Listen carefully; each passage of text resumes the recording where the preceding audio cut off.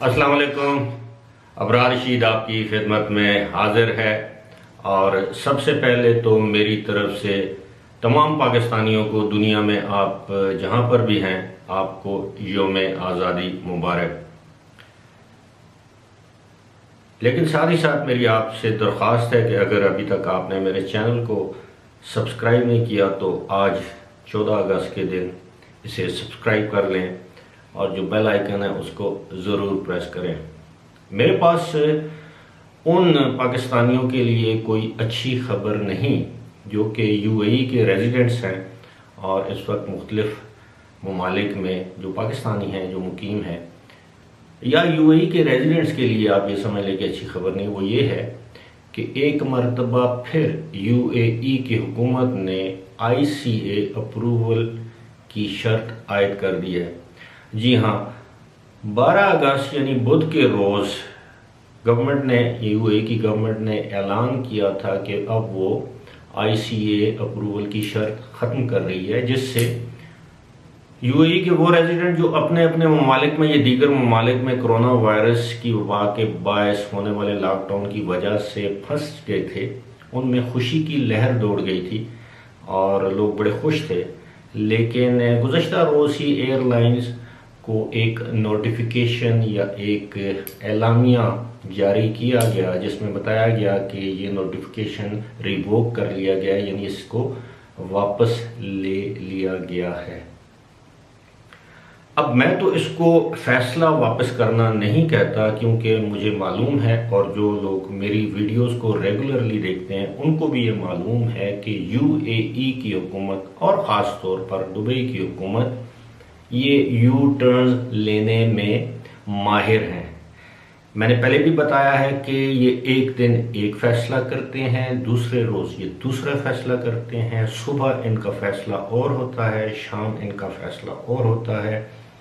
और मैं इसकी वजह भी बयान कर चुका हूँ। उसकी वजह यह है कि शायद पहली मर्तबा इस तरह की हुकूमतों को बहरानी कैफियत से दोचार होना पड़ा और जिसमें उनकी जो हुकूमती कारकर्दगी है उसकी कलई खुलकर सामने आ गई, यानी उनकी नाअहली, उनके अफसरान की, उनकी नालायकी, वो जो उनके हुकूमती एहलकार हैं वो खुलकर सामने आ गई। इससे ज़ाहिर होता है कि जब हालात ठीक हों तो हुकूमत कोई भी कर सकता है। असल इम्तिहान हुकूमत का, गवर्नेंस का उस वक्त आता है जब आपको किसी बहरान का सामना हो, किसी क्राइसिस का सामना हो। ये इसी तरह है कि एक घर में जब खुशहाली हो तो सब लोग आपस में हंसी खुशी मिलजुल कर रहते हैं, लेकिन जब घर में खुशहाली अपने डेरे उठा ले और बदहाली आ जाए तो फिर उस वक्त पता चलता है कि घर का सरबराह या घर वाले उस घर में किस तरह गुजारा करते हैं, अपने मामलात किस तरह निपटाते हैं। बैन इसी तरह यूएई में हम देखते हैं कि रोज़ाना एक फ़ैसला किया जाता है और शाम को या अगले रोज़ उसको वापस कर लिया जाता है। ये नहीं देखा जाता कि उस फैसले के नतीजे में कितने लोग सफ़र कर रहे हैं। बहरहाल ये उनकी हुकूमत है, उनका फ़ैसला है, इस पर हम लोग क्या कर सकते हैं सिवाय इसके कि दुख का इजहार ही कर सकते हैं। हालांकि आईसीए एक फ्लॉड, एक नकाइस से भरा हुआ एक सिस्टम है, यानी आईसीए की जो पोर्टल है, अब उसमें लोग जाते हैं, अप्लाई करते हैं, अप्रूवल नहीं मिलती, एक महीना गुजर जाता है। और गुज़श्ता रोज़ तो लोगों ने सुख का सांस लिया था कि जब ये ऐलान किया गया था कि आईसीए अप्रूवल की शर्त ख़त्म कर दी गई है। लेकिन मैं दुख से आपको बता रहा हूँ कि अब ताज़ा तरीन इत्तला ये है कि उस शर्त को ख़त्म करने का फ़ैसला वापस ले लिया गया, यानी उस फैसले को ख़त्म कर दिया गया।